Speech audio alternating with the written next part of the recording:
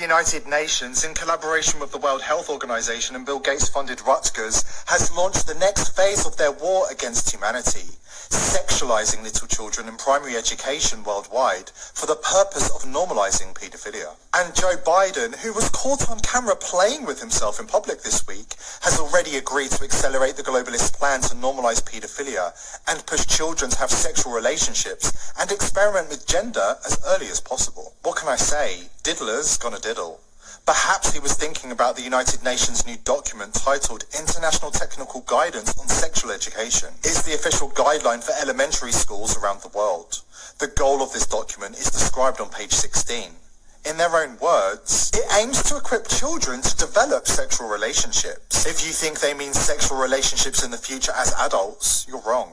On page 17, the United Nations explains that this guide is intended to help children build relationships with romantic or sexual partners. In their own words, these skills can help children form relationships with sexual partners. Throughout history, the human race has been perfectly capable of forming relationships with sexual partners and starting families by having children. And almost every culture throughout history has had a strong taboo against pedophilia. So ask yourself why the United Nations, a globalist body with a clearly defined agenda, needs to get involved, unless they're trying to change something very fundamental about how humanity has always gone about things, which is exactly what they're doing. Sexualizing children is an official goal of the UN Agenda 2030, and they are becoming increasingly flagrant in pursuing this goal. Before we expose the sick minds responsible for this evil agenda, subscribe to the channel if you haven't already, and join the People's Voice Locals community to support the channel. The link is below this video. On page 71, educators are instructed to teach little kids from the age of 5 about kissing, hugging, touching, and sexual behaviors. If you've ever known a 5-year-old, you'll know that they are not ready for this. But it gets worse. 9-year-old children are to be taught about masturbation, sexual attraction, and sexual stimulation. The agenda to ensure that little children have sexual partners is being further developed by the World Health Organization, and they also have a strict timeline to impose on children's sexual development. Their document, Standards for Sexuality Education in Europe, contains the following instructions for kindergartens and elementary schools. Children between 0 and 4 years old must learn about masturbation and develop an interest in enjoying their own and others' bodies. Children between 4 and 6 years must learn about masturbation and be encouraged to be assertive in expressing their sexual needs and wishes. Children between 6 and 9 years old must learn about sexual intercourse, online pornography, having a secret love and self-stimulation. And children between 9 and 12 years old should have their first sexual experience, experiment with gender orientation, and learn to use online pornography. If you are thinking this curriculum sounds like a pedophile's dream, you're absolutely correct. I'm about to play a disturbing video that's part of the European Schools Programme that works closely with the World Health Organization and the United Nations to implement their agenda in schools around the world. It's a real-world example of the execution of these guidelines, in this case in the Netherlands. The video shows how children are being encouraged by teachers to begin masturbating and become sexually assertive in the company of adults. The language is Dutch with subtitles, but it's an important video because the Netherlands is a testing ground for the globalist programs, and what happens there will spread worldwide. In the USA, Canada, Australia, the UK, Africa, Asia and everywhere else. Seks is niet alleen functioneel wanneer je alleen maar kindjes maakt. Dat heb ik ook al een keer gezegd, hè, dat het ook leuk is om te doen. Je gaat ontdekken hoe werkt jouw lichaam en hoe werkt mijn lichaam. En jij? Heb je wel eens aan je piemel? Ga je wel eens aan je piemel zitten? Hm? En hoe voelt dat? Oh, ja. En wanneer doe je dat dan? Doe je dat dan als we aan het eten zijn? Nee, toch? Nee, of in de klas? Nee, toch niet? Nee, waarom doe je dat niet in de klas? Wanneer kan je nou aan je piemel zitten? Als je thuis bent. Maar dat is niet alleen jongens die klaar kunnen komen, ook meisjes kunnen klaarkomen. Maar die hebben dan geen zaadlozen, want wij hebben geen zaadjes. Maar het is wel een prettig gevoel.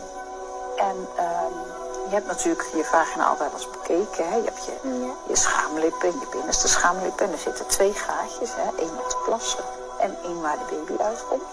Maar boven die gaatjes zit ook nog een soort knopje. Heb je dat wel eens gezien of niet? Nee, dat heb ik nog nooit zo bestudeerd, hè? Maar dat knopje is eigenlijk, dat noem je clitoris. Maar als je daar aan zit, kan dat een heel fijn gevoel geven. En dan kun je voelen dat het eigenlijk prettig is als je aan dat knopje zit. En als je dan kun je bijvoorbeeld aan wrijven met je vinger bijvoorbeeld. The publisher of this video, the Rutgers Foundation, operates in 27 nations and is a close partner of the WHO, UN and WEF, and is funded by Bill Gates and Planned Parenthood. According to Rutgers, kids must be given ideas so they will start with sex sooner. This is their publicly stated goal. When you research the dark history of this foundation, their whole agenda becomes even clearer. The inspiration for the Rutgers Foundation was Jan Rutgers, a fierce opponent of marriage, which he considered unnatural. He passionately promoted the reduction of the global human population by pushing a culture of free sex onto society. He believed humans should be like bonobo monkeys, having sex with everybody without shame or taboo. Adults with children, sons with mothers, you get the picture.